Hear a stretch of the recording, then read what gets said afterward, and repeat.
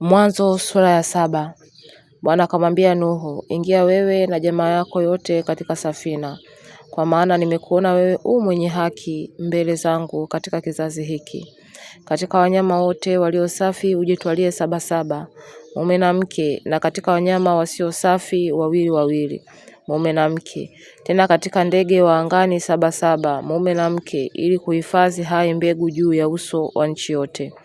Kwa maana baada ya siku 7 nitainyeshea dunia mvua siku 40 mchana na usiku, na kila kilicho hai nilichokifanya juu ya uso wa nchi nitakifutilia mbali.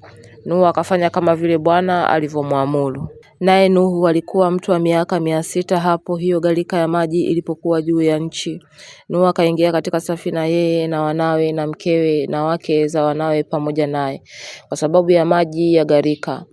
Na katika wanyama walio safi na wanyama wasio safi na ndege navyo vyote vitambaavyo juu ya nchi wakaingia katika safina alimo Nuhu, 2, mume na mke, kama vile Mungu alivyomwamuru Nuhu. Ikawa baada ya siku hizo 7 maji ya gharika yakawa juu ya nchi. Katika mwaka wa 600 wa maisha ya Nuhu, mwezi wa 2, siku ya 17 ya mwezi. Siku ile chemichemi zote za vilindi vikuu zilibubujika kwa nguvu, madirisha ya mbinguni yakafunguka.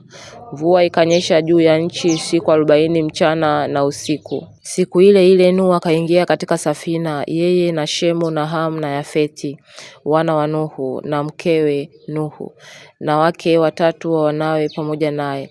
Wao na kila mnyama wa mwitu kwa jinsi yake, na kila mnyama wa kufugwa kwa jinsi yake, na kila kitambaacho chenye kutambaa juu ya nchi kwa jinsi yake, na kirukacho kwa jinsi yake, kila ndege wa namna yoyote.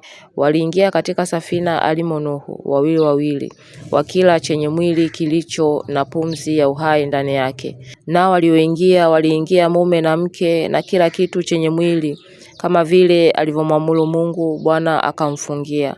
Ile gharika ilikuwako juu ya nchi siku 40, nayo maji yakazidi yakaieleza safina, ikaelea juu ya nchi.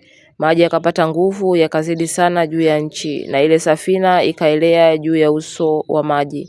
Maji yakapata nguvu sana sana juu ya nchi, na milima mirefu yote iliyokuwako chini ya mbingu ikafunikizwa.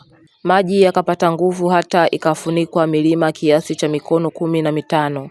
Wakafa wote wenye mwili waendao juu ya nchi, na ndege na wanyama wa kufugwa, na kila mnyama wa mwitu, na kila kitambaacho chenye kutambaa juu ya nchi, na kila mwanadamu, kila kitu chenye pumzi ya roho ya uhai puani mwake kikafa. Kila kilichokuwako katika nchi kavu, kila kilicho hai juu ya uso wa nchi kikafutiliwa mbali, tangu mwanadamu hata mnyama wa kufugwa, na kitambaacho na ndege wa angani vilifutiliwa mbali katika nchi. Akabaki Nuhu tu na hao walio pamoja naye katika safina. Maji yakapata nguvu juu ya nchi siku 150.